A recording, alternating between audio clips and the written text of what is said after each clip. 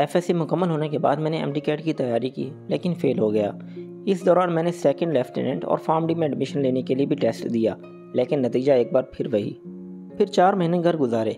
इस्लामाबाद से रहीमियर खान तक बहुत सी यूनिवर्सिटी में अप्लाई किया। Pharm D, DPT, MLT, MIT, even के एलएलबी। वो एमडी-कैट से फ़ेल होके आया था ना, तो सब फेलियर समझने लगे थे। दिसंबर 2019 कराची यूनिवर्सिटी के एडमिशन खुल चुके थे। अप्लाई किया और दाखिला मिल गया। यहाँ पहुँचा तो मालूम हुआ सिर्फ फार्म डी के इस बैच में लगभग 350 स्टूडेंट थे, जो कि मेरी तरह एमडी-कैट में फ़ेल होके आए थे। ये सारे मेरी तरह नल्ले गरीब थे, क्योंकि अमीर तो उस वक्त सेल्फ पे एमबीबीएस करने के लिए असासे बेच रहे थे, जबकि हमारे कुल असासे थे ही इतने कि सारे बेचकर किराए के मकान पर भी बैठते तो मेडिकल का फाइनल ईयर रह जाना था। सेल्फ रियलाइजेशन के बाद हमने एमबीबीएस से मूव ऑन किया और फार्म डी को ही अपनी छोटी सी जन्नत समझा, जबकि कुछ लोगों को ये तल्ख हकीकत रास ना आई और बार बार मेडिकल के पीछे दौड़ते रहे।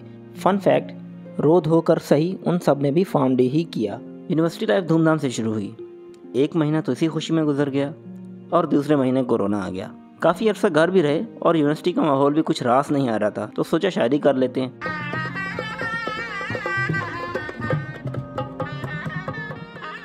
अब तक आपको लग रहा होगा कि 0 से 1000 सब्सक्राइबर की स्टोरी की बजाय मैं पढ़ाई की तरफ जा रहा हूँ। पढ़ाई की तरफ तो मेरे बाप दादा ना गए, मैं कैसे जाता।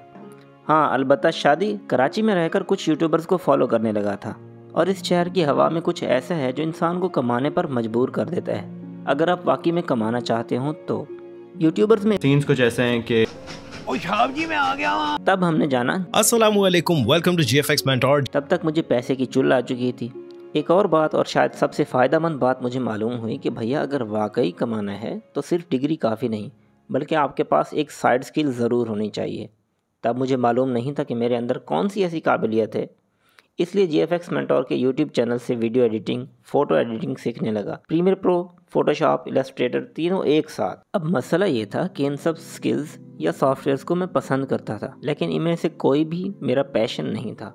खैर, वो सब इतना अरसा नहीं चला, क्योंकि मेरी आंखें इतनी ख़राब हो चुकी थीं कि मैं सनलाइट में नहीं जा सकता था, तो वो एडिटिंग सब छोड़ना पड़ा। रमज़ान 2023 में बीवी के रिकमेंडेशन पर यूट्यूब चैनल शुरू किया, and shockingly she didn't know 1-1.5 हफ्ता पहले मैंने वीडियो एडिटिंग सीखनी शुरू की हुई थी।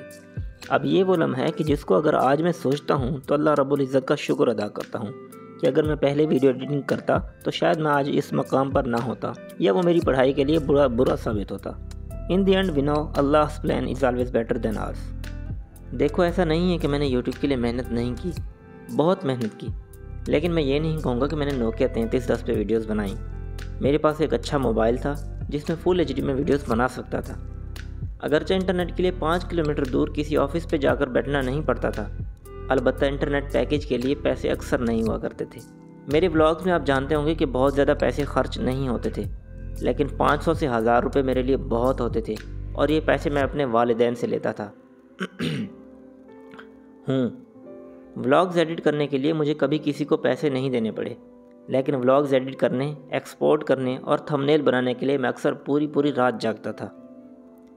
हाँ, एक बात और, मैं घर से बहुत दूर हॉस्टल में रहता हूँ। मेरे पास टेबल, चेयर, लाइटिंग वगैरह का कोई सेटअप मौजूद नहीं, जिसकी वजह से मैं अक्सर टॉकिंग हेड वीडियोज़ नहीं बना पाता, लेकिन मैंने कभी हिम्मत नहीं हारी।